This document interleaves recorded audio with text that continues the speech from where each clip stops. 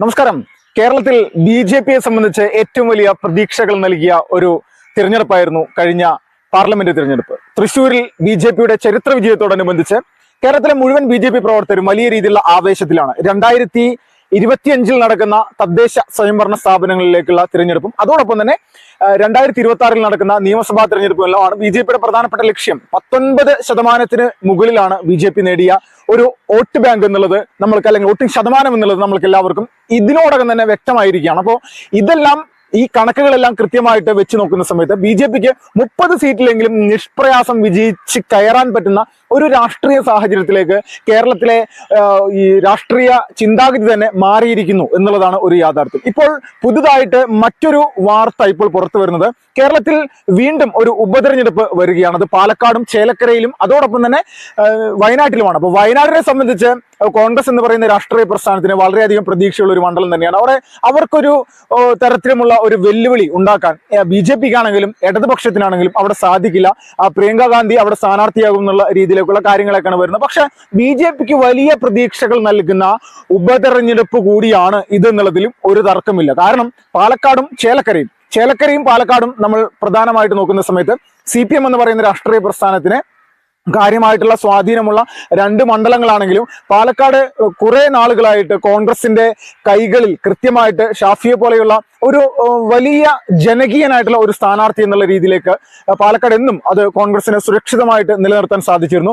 രണ്ടാമതായിട്ട് നോക്കുന്ന സമയത്താണെങ്കിൽ ചേലക്കരയിൽ ഇടതുപക്ഷത്തിന്റെ വലിയ രീതിയിലുള്ള ഒരു സ്വാധീനമുള്ള, അതോടൊപ്പം തന്നെ കോൺഗ്രസിനും കൃത്യമായിട്ടുള്ള സ്വാധീനമുള്ള ഒരു മണ്ഡലമാണ്. ബി.ജെ.പിയെ സംബന്ധിച്ച് യാതൊരുവിധ പ്രതീക്ഷകളും ഇന്നോളം അവിടെ ലഭിച്ചിട്ടില്ല, അല്ലെങ്കിൽ കിട്ടിയിട്ടില്ല എന്നുള്ളത് തന്നെയാണ്. പക്ഷെ ഈ ചേലക്കര എന്ന് പറയുന്ന നിയോജക മണ്ഡലത്തിൽ തൃശ്ശൂർ പാർലമെന്റ് മണ്ഡലത്തിനോട് ചേർന്ന് നിൽക്കുന്ന തൃശ്ശൂർ ജില്ലയിലെ തന്നെ ഒരു മണ്ഡലമായതിന്റെ പേരിൽ ഇത്തവണ സുരേഷ് ഗോപിയാണ് ചേലക്കരയിലെ ബി.ജെ.പിയെ സംബന്ധിച്ചൊരു കുന്തമുന എന്നുള്ളതും ഒരു സംശയമില്ലാതെ തന്നെ നമുക്ക് പറയാൻ സാധിക്കും. സുരേഷ് ഗോപിയുടെ ഒരു മിന്നും വിജയത്തോടു കൂടി ഒരു കാര്യം നമ്മൾ എല്ലാവരും മനസ്സിലാക്കണം. ബൂത്ത് തലത്തിൽ ബി.ജെ.പി എന്ന് പറയുന്ന രാഷ്ട്രീയ പ്രസ്ഥാനത്തിന്റെ പ്രവർത്തനങ്ങൾ വലിയ രീതിയിൽ തന്നെ മാറി മറിഞ്ഞിരിക്കുകയാണ്. അത് ബൂത്ത് തലം എന്ന് പറഞ്ഞാൽ തൃശ്ശൂർ പാർലമെന്റ് മണ്ഡലത്തിലെ 7 നിയോജക മണ്ഡലങ്ങളെ അടിസ്ഥാനപ്പെടുത്തി നമ്മൾ നോക്കിക്കഴിഞ്ഞാൽ 6ലും ബി.ജെ.പിയാണ് ഇത്തവണ 1ാം സ്ഥാനത്തെത്തിയിരിക്കുന്നത്. ഗുരുവായൂർ നിയോജക മണ്ഡലത്തിലാണെങ്കിലോ ചരിത്രത്തിൽ ആദ്യമായിട്ട് 46,000-ഓളം വോട്ടുകൾ ബി.ജെ.പിയോടെ കരസ്ഥമാക്കുകയും ചെയ്തിരിക്കുന്നു. ന്യൂനപക്ഷങ്ങൾക്ക് വലിയ സ്വാധീനമുള്ള ഒരു ഹിന്ദു വോട്ടർ പോലും ഇല്ലാത്ത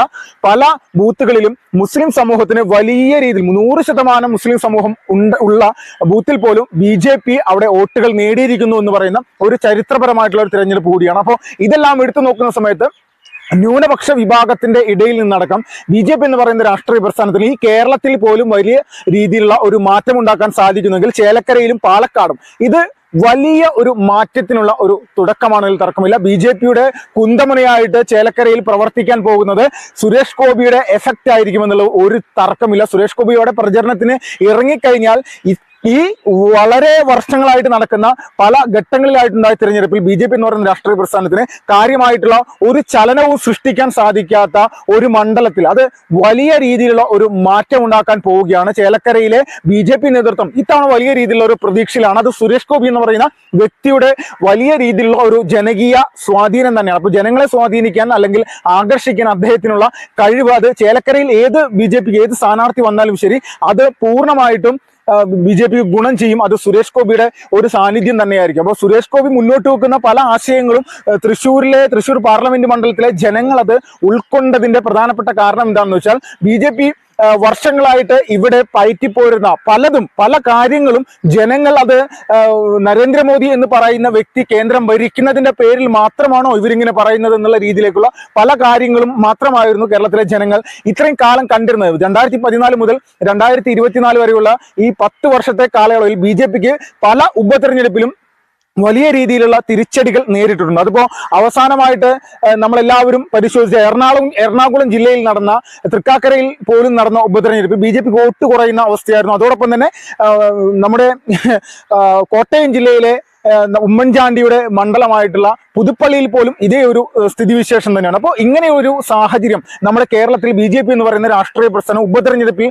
കുറെ നാളുകളായിട്ട് നേരിടുന്നുണ്ട്. ഒരു സമയത്ത് രാജഗോപാൽ തിരുവനന്തപുരം ജില്ലയിലെ നെയ്യാറ്റിൻകരയിൽ നടന്ന ഉപതെരഞ്ഞെടുപ്പിലാണ് ഒരു മികച്ച രീതിയിലുള്ള ഒരു മുന്നേറ്റം BJP എന്ന് പറയുന്ന രാഷ്ട്രീയ പ്രസ്ഥാനത്തിന് ഉണ്ടാക്കാൻ സാധിച്ചു. പക്ഷേ ഇതിനോടകം തന്നെ അതിനുശേഷമെല്ലാം നടന്നിരിക്കുന്ന ഉപതെരഞ്ഞെടുപ്പുകളിൽ BJPക്ക് വലിയ രീതിയിലുള്ള ഒരു പോരായ്മകൾ ഉണ്ടായിട്ടുണ്ടെന്നുള്ളത് ഒരു യാഥാർത്ഥ്യം. പക്ഷെ ഇതിനെല്ലാം കടത്തിവെട്ടുന്ന രീതിയിലേക്കുള്ള ഒരു കൃത്യമായിട്ടുള്ള രാഷ്ട്രീയ തെരഞ്ഞെടുപ്പ് പദ്ധതിയാണ് യഥാർത്ഥത്തിൽ ഈ പാലക്കാടാണെങ്കിലും ചേലക്കരയിലാണെങ്കിലും BJP മുന്നോട്ട് വെക്കാൻ പോകുന്നത്. അതിലേറ്റവും ശ്രദ്ധേയം ചേലക്കര തന്നെയാണ്. കാരണം തൃശൂർ പാർലമെന്റ് മണ്ഡലത്തിനോട് ചേർന്ന് നിൽക്കുന്ന സുരേഷ് ഗോപിയുടെ വലിയ രീതിയിൽ സാന്നിധ്യമുള്ള അതോടൊപ്പം സുരേഷ് ഗോപിക്ക് വേണ്ടി പ്രവർത്തിച്ച തൃശൂർ ജില്ലാ ടീം തന്നെയാണ് ചേലക്കരയിലെ BJPയുടെ തെരഞ്ഞെടുപ്പ് പ്രചരണ പ്രവർത്തനങ്ങൾക്ക് ചുക്കാൻ പിടിക്കുന്നത്. ഇതിന്റെ എല്ലാം ഒരു മറുപടി എന്നോണം, അല്ലെങ്കിൽ ഇതൊരു അട്ടിമറി വിജയത്തിലേക്ക് ഞങ്ങൾ എത്തിക്കുമെന്ന് നിലവിൽ അനീഷ് കുമാർ എന്ന് പറയുന്ന KK അനീഷ് കുമാർ എന്ന് പറയുന്ന തൃശ്ശൂരിലെ BJPയുടെ ജില്ലാ പ്രസിഡന്റ് തന്നെ ഇതിന് ഒരു വ്യക്തമായിട്ടുള്ള ഒരു മറുപടി നൽകുന്നു. അപ്പോൾ BJP കൃത്യമായിട്ടുള്ള പ്ലാനിംഗ് ഉണ്ട്, അത് ചേലക്കരയിലാണെങ്കിലും പാലക്കാടാണെങ്കിലും. അപ്പോൾ ഇതെല്ലാം മനസ്സിലാക്കിക്കൊണ്ട് തന്നെയാണ് ഇപ്പോൾ ബൂത്ത് തലത്തിലുള്ള പ്രവർത്തനങ്ങൾ BJPയുടെ പ്രവർത്തകരെ കൊണ്ട് നിയോജക മണ്ഡലം പഞ്ചായത്ത് തലത്തിലുള്ള കാര്യകർത്താക്കൾ ഇപ്പോൾ ഏകോപിപ്പിച്ച് കൊണ്ടുപോകുന്നത്.